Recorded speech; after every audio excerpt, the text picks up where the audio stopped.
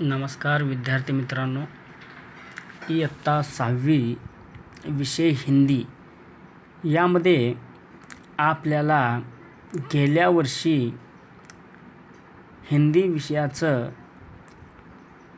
कोरोनाच्या काळात आपली शाळा होऊ शकलेली नाही, त्यामुळे विद्यार्थ्यांचं शैक्षणिक खूप नुकसान झालेलं आहे. ते नुकसान भरून काढण्यासाठी शासन स्तरावर अनेक प्रकारच्या उपाययोजना राबवल्या जात आहे. त्यापैकीच एक म्हणजे सेतूपाठ.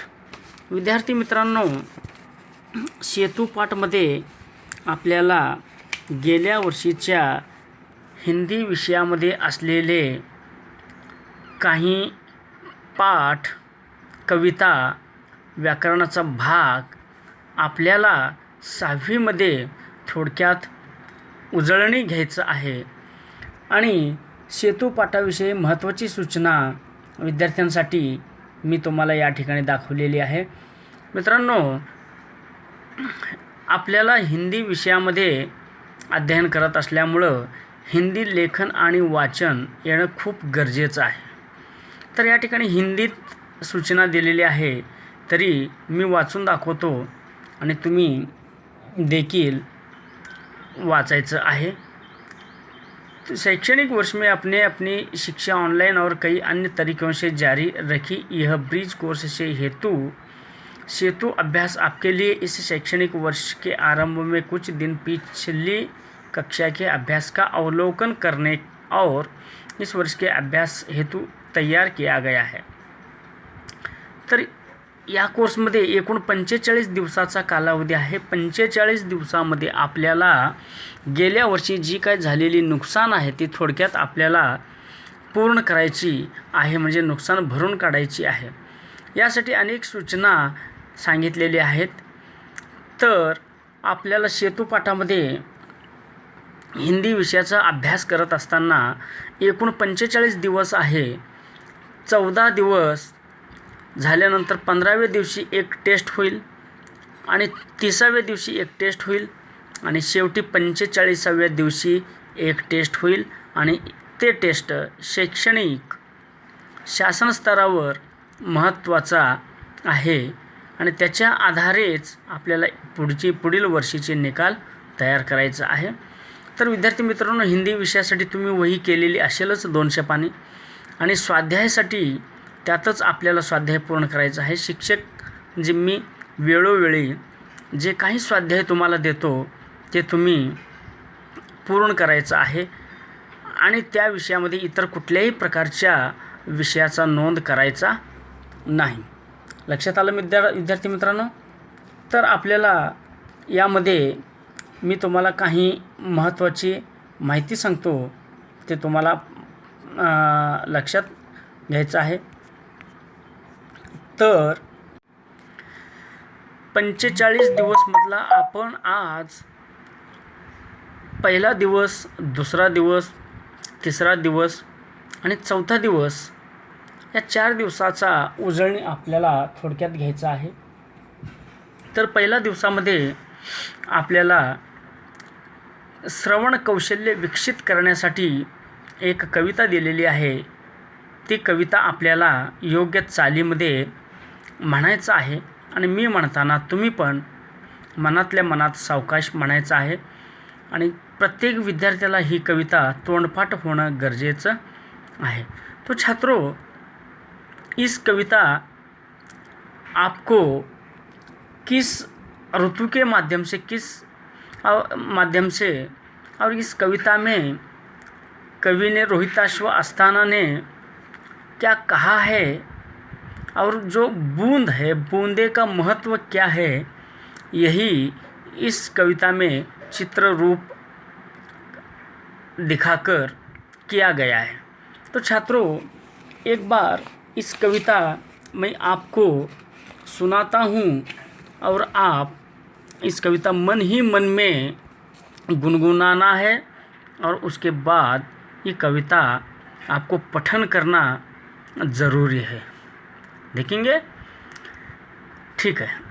रिम झिम गाती बूंदे, धरती पर है आती बूंदे, खेतों बागों मैदानों में हरियाली फैलाती बूंदे। रिम झिम गाती बूंदे, धरती पर है आती बूंदे, खेतों बागों मैदानों में हरियाली फैलाती बूंदे, धरती से नालों नदियों में सागर में मिल जाती बूंदे, गर्मी से तपते लोगों को शीतलता पहुंचाती बूंदे, मेंढक मोर पपिए कोयल सबका मन हर्षाती बूंदे, पुरवाई के रथ पर चढ़कर इटलाती मुस्काती बूंदे, रिम झिम गाती बूंदे, धरती पर है आती बूंदे। इसी तरह छात्रों, ये जो कविता है उसे उचित सुर ताल के साथ मैंने आपको अभी दिखाया है, और आप भी इस प्रकार कविता पठन करना है, और कविता के माध्यम से कविता के नीचे जो चित्र है, और ये चित्र का निरीक्षण करते हुए आपको भी बारिश का महत्व और बूंदे का महत्व क्या है, जब बूंद आने लगता है तो निसर्ग में पृथ्वी पर क्या बदल हो जाता है, इसके बारे में इस कविता में कवि ने कहा है।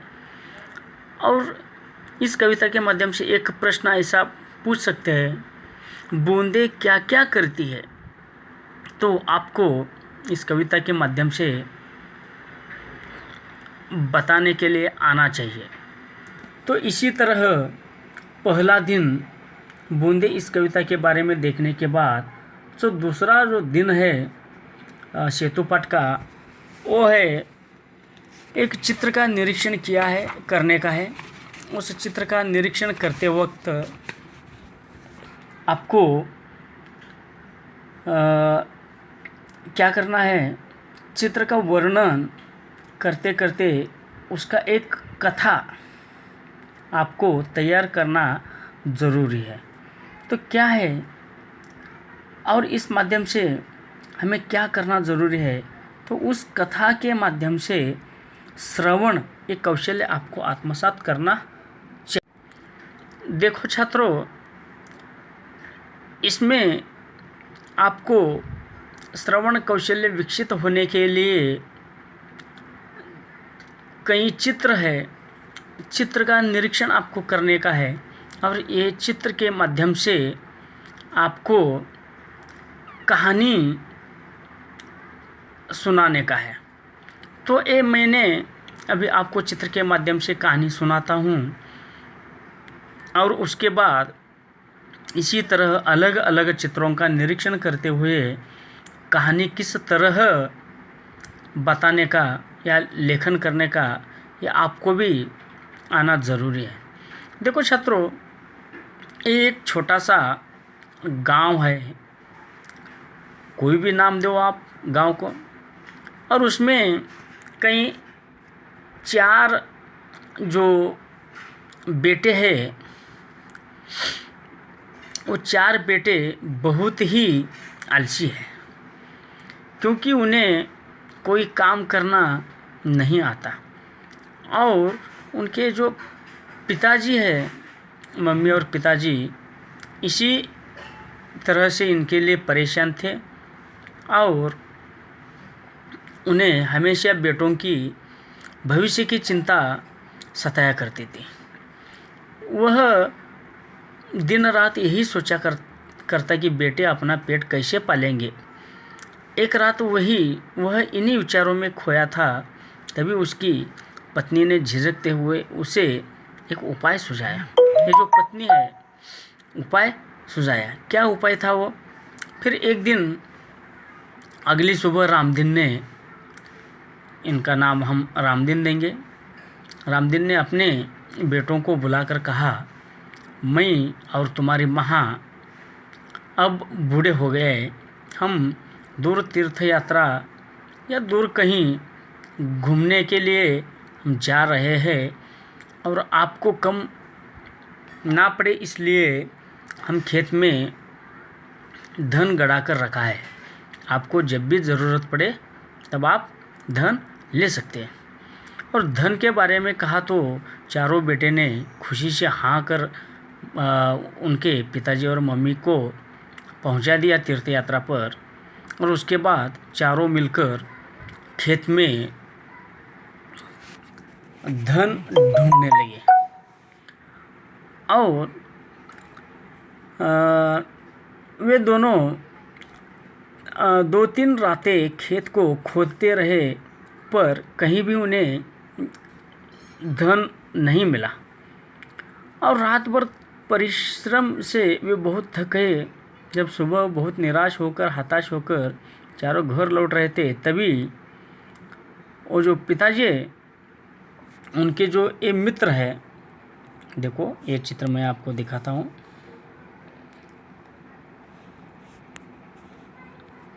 ये देखो पिताजी के जो वो मित्र है, वो मित्र पूछे कि आप क्यों इतना परेशान हो, क्यों थक गए हो। और कारण जानने के बाद उनका जो मित्र है वो कई सलाह दे, तुम लोगों ने खेत को खोद ही लिया है, अब उसमें कई बीज बो दो। चारों भाइयों के उदास चेहरों पर खुशी की लहर दौड़ गई। उन्होंने हरिनाथ, ये उनका जो मित्र है उनका नाम है, आप क्या भी नाम रख सकते हैं। खेत में नन्हे नन्हे अंकुर निकल आए। उन चारों के मन में उत्साह जाग गया, क्योंकि ये देखो ये छोटे छोटे जो अंकुर है ना, हाँ, और ये अंकुर से कई दिन बाद बहुत बड़ा फसल हुई। और ये फसल देखकर वो चारों बेटों ने पिताजी के वो जो दोस्त थे उनके पास आकर धन्यवाद देकर वे फसल को बाज़ार में बेचने के लिए ले जाने की तैयारी में जुट गए। उसी समय तीर्थ यात्रा से उनके मम्मी और पिताजी लौट आए। माता पिता के आते ही बेटों ने उनके चरण स्पर्श किए। गाड़ी में लदे अनाज के बोरे देखकर रामदीन ने कहा, अब तुम्हें खेत में गड़े धन का राज समझ में आ गया होगा। ये जो परिश्रम है, परिश्रम करने के बाद ही सफलता हासिल हो सकता है। इसी कथा के माध्यम से, इसी चित्र के माध्यम से परिश्रम को कितना महत्व है, यही इस कथा के माध्यम से आपको समझ में आता है। उसके बाद छात्रों, जो और एक आपको सराव करने के लिए ये जो चित्र है, ये चित्र का निरीक्षण करना है। और इस चित्र में कई पक्षियां हैं और कई प्राणियां हैं।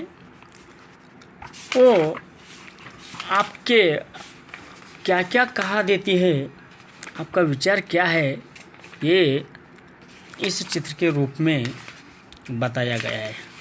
तो छात्रों, यहाँ नमस्ते, स्वागत है, नाचो गाओ, हम सब साथ है, कतार में चलो, और जो दूसरा चित्र है प्रणाम, जल ही जीवन है, नमस्कार, आओ खेले। इसी प्रकार का जो शब्द है वो शब्द आपको पता होना चाहिए। और प्राणी और पशुओं को नाम भी आपको पता होना ज़रूरी है। तो इसी चित्र के माध्यम से प्राणियों के नाम, प्राणियों की गतिविधियाँ और अन्य परिचित प्राणियों के नाम मैं जब आपको पूछता हूँ तब आपको बोलने के लिए आना चाहिए। इसलिए चित्र का वर्णन सही ढंग से करना ज़रूरी है। तो छात्रों, इसके बाद जो चौथा दिन है वो चित्र वर्णन ही है, लेकिन वो जो चित्र है और चित्र में 2 चित्र दिखाकर दोनों की विशेषताएं पूछी गई है। देखो छात्रों, यहाँ जो चित्र है गांव का चित्र है। और उसी तरह का चित्र आपको किताब में पन्ना नंबर 27 पर है। दोनों चित्र का निरीक्षण करते हुए आपको इस चित्रों में विशेषताएं क्या है और गांव और शहर में क्या फ़र्क होता है, इसके आधार पर आपको लेखन करने के लिए आना चाहिए।